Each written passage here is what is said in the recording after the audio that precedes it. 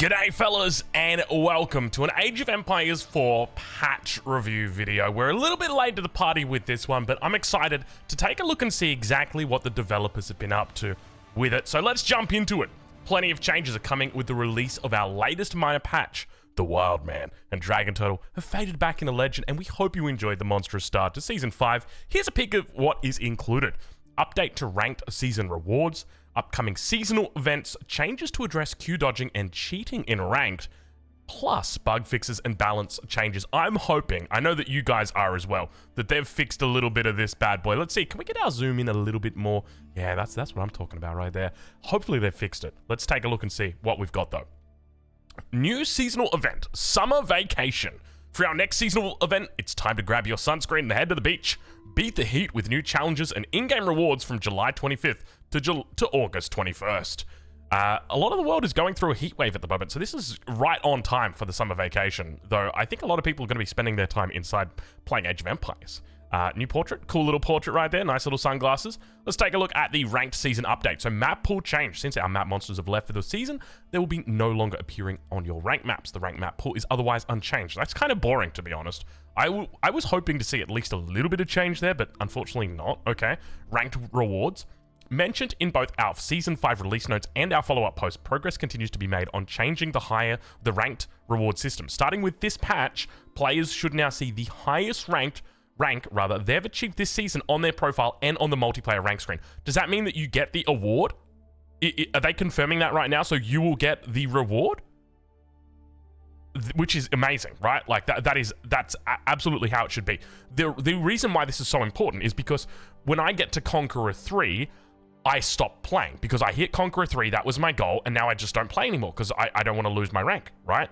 And then I start to I just don't play, and that's not a good thing. You don't want that because I want to hold on to that rank. So now all of a sudden I get to Conqueror 3, wonderful, and it will stay there on my profile. I'll get my award for being Conqueror 3, and then at the same time I can keep playing, and maybe I want to keep ranking up and keep getting higher. So that's wonderful, really good change. Hopefully that is what we've got. Q dodging. We've updated the game server's backend to better detect when a player purposefully disconnects from their match. The system should now apply Q dodging cooldown punishments more instantly than previous configurations. Purposefully disconnecting from a ranked team or ranked 1v1 lobby or load screen, as well as any time during ranked 1v1 matches, will now also count as a loss for the disconnecting player in addition to the cooldown punishment. This is a good change. These changes, in congruence with some of our other changes, should reduce the frequency of Q dodging. We're continuing to monitor this closely and may further tighten Q dodging punishments to be more in line with other Age titles. Additionally, we remain aware Q dodging is more frequent at the high and low extremes of ELO levels, and are continuing our work to address the matchmaking process for these extremes.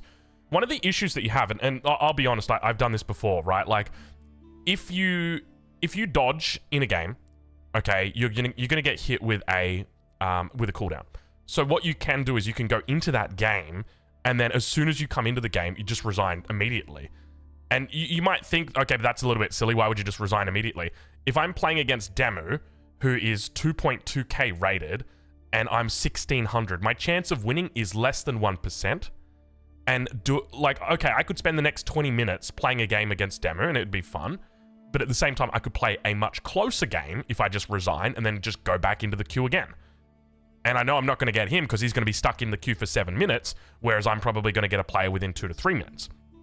So, you know, realistically, and like, I'm only going to lose 1 point for resigning that. So I feel like this still doesn't solve this issue, which obviously they've addressed. So yeah, I mean, I don't really know how you address that, right? Like the other games have this problem as well. StarCraft, I know, has this as well. So I really don't know how you address that issue at all.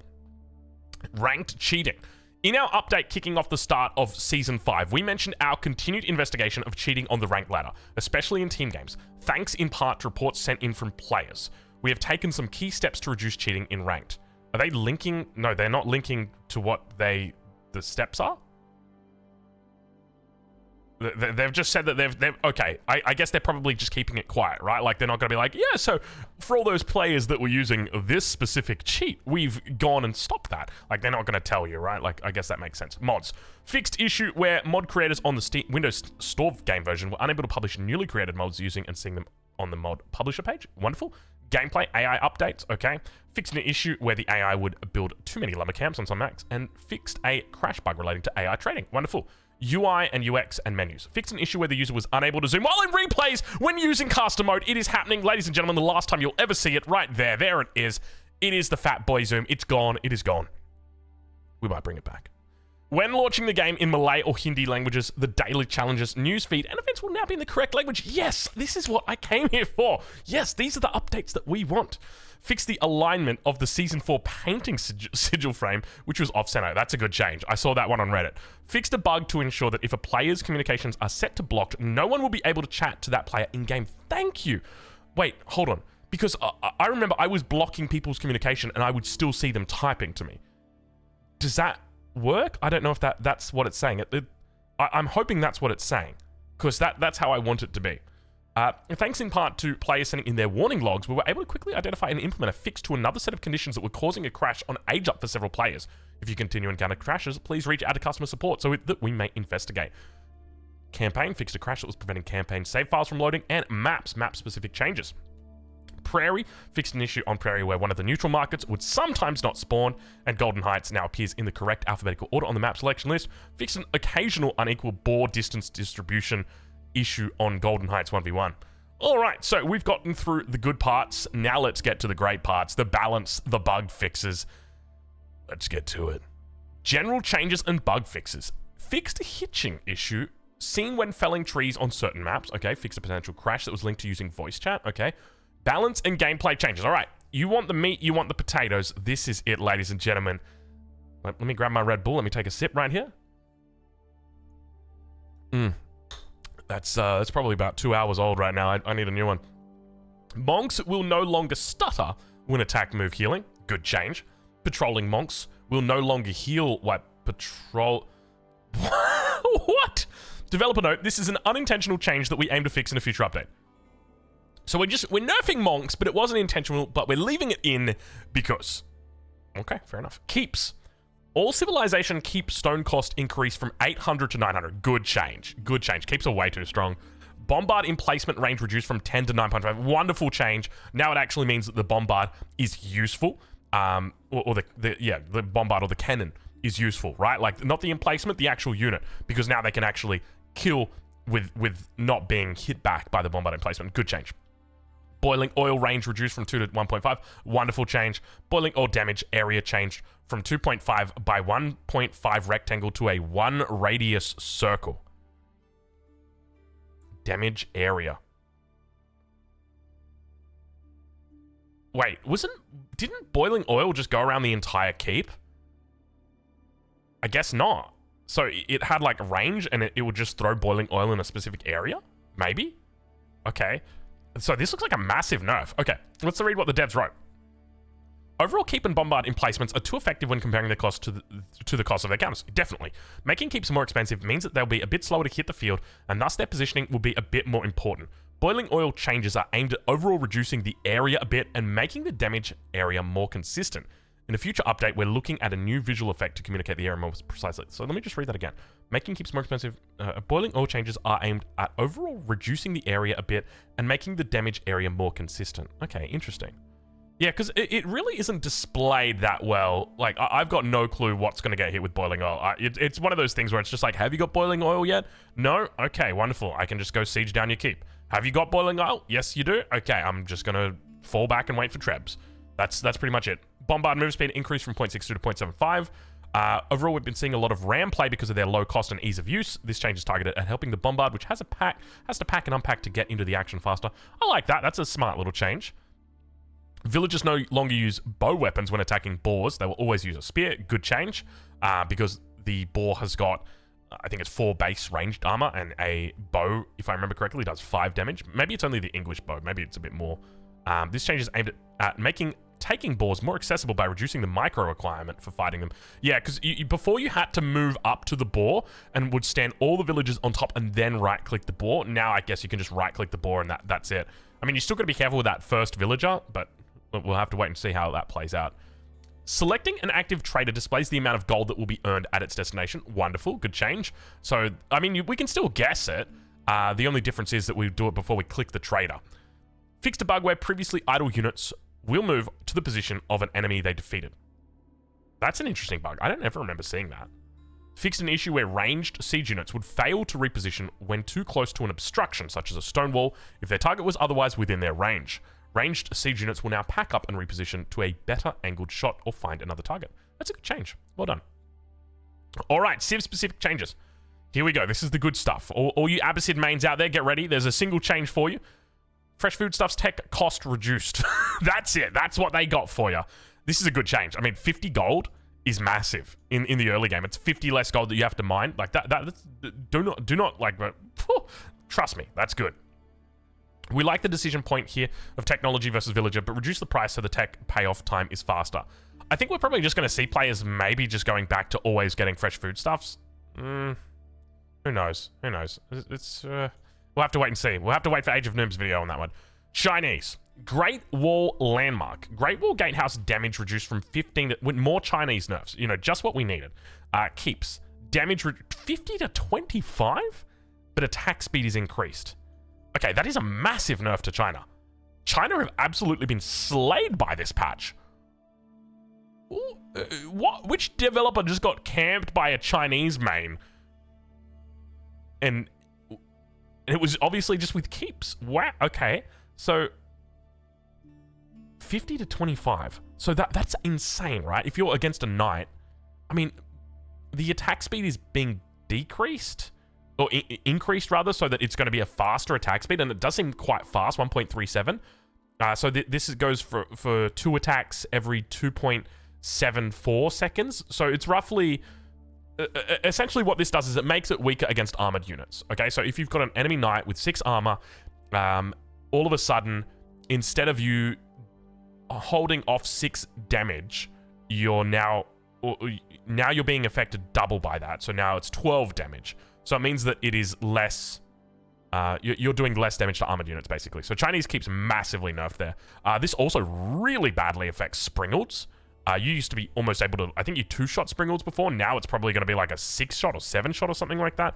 Actually, it could be even way worse than that. I think Springalds have 20 ranged armor, which means you're not even going to be able to kill Springalds with your Chinese keeps anymore. This is a massive nerf to China. Ancient techniques, technology gather bonus reduced from 5... Dude, who hurt you? Developer, who hurt you, and why? What did they do to you, my lord? What did I miss the memo that China was S tier all of a sudden? What the hell? What justifies this change? Are you serious right now? Can we get a developer note for this one, please? Like, who was looking at the board and it was pin the tail on the Chinese nerf, and that was what they came up with? Get out of here, ancient techniques tech. No way. All right, okay, we're moving on. We're moving on. I mean, look, I don't know the data behind it. Obviously, there's a reason why they do it.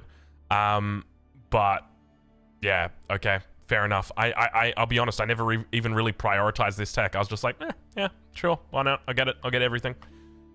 Delhi, Dome of the Faith landmark. No longer has a 50% production speed penalty. That's pretty big. Gives a discount of minus 50 gold instead of minus 65 gold. I like this. Okay, this is actually so much better. Because now it actually gives you a chance to scale really quickly. If you want to pay for it, right? So let's have a look at what they say. We wanted to give the Dome of the Faith more tempo with faster train time on scholars. Additionally, it generates increased resources per minute while constantly training. Hold on. I don't understand what that means. This is balanced by the fact that the building generally has more idle time than other production buildings as it's creating a more specialized unit. Yeah, that's very true. Yeah, it's interesting. The skull is such an interesting mechanic. I like this change though. This is really good. House of Learning, hardy rations, carry capacity increased from 5 to 10. Hello. Talk about a super mega wheelbarrow. And hardy rations research time reduced. Hello. Now you've actually got a genuine competitor to the Compound of the Defender. That is big, man. This is, like, don't underestimate that. For wood gathering, like, that's crazy good, dude. Wow. Not just wood gathering, though, like farms as well. That is crazy good. The Tranquil Venue technology healing increased from 2 to 4 per second. I'm pretty sure that that upgrade is it for idle? No, it's for units that aren't in a fight. It's the Abbasid upgrade that are for units in a fight. Deadly Sultanate's not. Okay, so overall for the Delhi, I mean, really good change to the Dome of the Faith. Love that one. Hardy Rations change is massive. That's a big Delhi buff. Good changes and good buff to the House of Learning. Especially with the nerf to the keeps, I suspect we're probably going to see more players looking to go into the House of Learning, especially with this buff right here. This is nice. I mean, you're going to see Dome of the Faith into the House of Learning a lot more. That's good. Malians. Griot Bara landmark. Siege Festival no longer affects the Springald, Mangonel, or Culverin. Okay. I guess that makes sense. Siege Festival help text times corrected to read 60 seconds. So this was specifically targeting these units, which were absolutely insane when the Griot Bara used it, because it doubled the damage of siege units, which is kind of crazy if you think about it. Yeah, that's a good change. Musafari Warrior health increased from 85, 105, 130 to 90, 110, 135. So they've gone up the board by 5. So very slight increase. You probably won't notice it too much, but I'm sure it affects, like, you know, the difference between 1 arrow here or there, something like that. Sipahi train. So let's move on to the Ottomans. Sipahi train speed rather increased from 24 to 28 seconds. So the Ottomans getting nerfed. And Anatolian Hills mining tech bonus increased from 10 to 15%. Good little change right there. Buffs it up. I remember back in the day we used to think that this tech was the best tech to go for, but then obviously it quickly changed into the meta, which became the meta. And then people were like, actually the arms are pretty good as well. So now Anatolian Hills is kind of left a little bit by the wayside. So good to see it changing. Rus. Okay, hopefully we're seeing some nerfs here. Now, knowing what's happened with China, I'm going to suspect we see buffs. I'm not even going to be surprised if we see buffs here. Kremlin landmark. Levy Militia lifetime reduced from 80 to 65 seconds. Okay. Levy Militia automatic torch scaling by age removed. Okay, so that's good. That means that, you know, in the Imperial Age, your militia aren't going to be doing insane amounts of siege damage. Wonderful. Okay, so good nerfs to the Kremlin. Still a really good landmark, though. And fixed a bug where hunting cabins built adjacent to no trees generate negative gold. That's a Rus buff right there, boys. I said it. And Boya's Fortitude Technology health bonus reduced from 30 to plus 25. Okay, so overall, just very small changes to the Rus, but definitely the right direction going down. But, I mean, this doesn't change the Rus, right? Like, the Rus is still a beast, still a behemoth. So that's going to be it. So not a whole lot of changes. No changes for the English, no changes for the French, no changes for the Holy Roman Empire. Yeah, no changes for the Holy Roman Empire. So they still haven't received a change in, like, God knows, like, what, 12 months? Poor Holy Roman Empire enjoys. Ongoing. Bluetooth audio device support. We're aware that the game switches audio devices settings when players are using Bluetooth-enabled speakers. Dude, don't even get me started on this.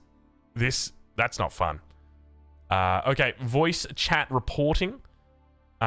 See our FAQ on voice chat features, including how to report a player. Please include as much information as possible, including the date and time of your match. If you have a recording or stream of your match, please include this in your report too. Thank you. Wow. Okay, they're taking it seriously. So no one's saying any slurs on the voice chat, please. Okay, what's on the horizon? Coming up, late summer patch. Work continues supporting Season 5 with additional minor patches like this one. We are currently eyeing our next minor patch to align in late summer for lighting up seasonal events. More balance fine-tuning and additional bug fixes. Animal Lover Login event. Do you love animals? Log in to Age of Empires 4 between this date and that date to earn the Animal Lover profile portrait. Wow. Oh, dude. How can you not? Oh, my lord. Look at that. That's so cute. All right. Is that it? Disclaimer? Okay, so that's it. So there's no, like, what else we're working on. So, look, to be honest, this is about as good as you would expect for what we're getting, which is like a mid-patch or mid-season patch. Right? Like, don't get me wrong. I'm going to be the #1 guy screaming out, like, where are the new civs? Like, can I play with Japan, please? I want to play with the Byzantines, please. Hello? Like, Spain, Portugal, where are you guys? I'm waiting. Trust me, I'm waiting. I got no idea about it either. Who knows when it's coming? But, I mean, overall for this patch, I think it's definitely, you know, we saw some big things in here. Most importantly, at least for me, it is going to be that fix to not being able to zoom in when using the caster mode. So glad that this got fixed up. Only took what is it, about a month? I think about a month. It's not bad. Not too bad at all. So I'm honest in saying that I expected it would probably be closer to about 6 months before that bug would be fixed. But yeah, that's good. So overall, not too crazy of changes though. I mean, the most surprising thing for me was the nerf to China. I don't think I expected that, but We'll have to get, maybe I get the Chinese boots back out again. Anyway, we'll leave it there, and we'll catch you guys in the next one. Thank you so much for watching.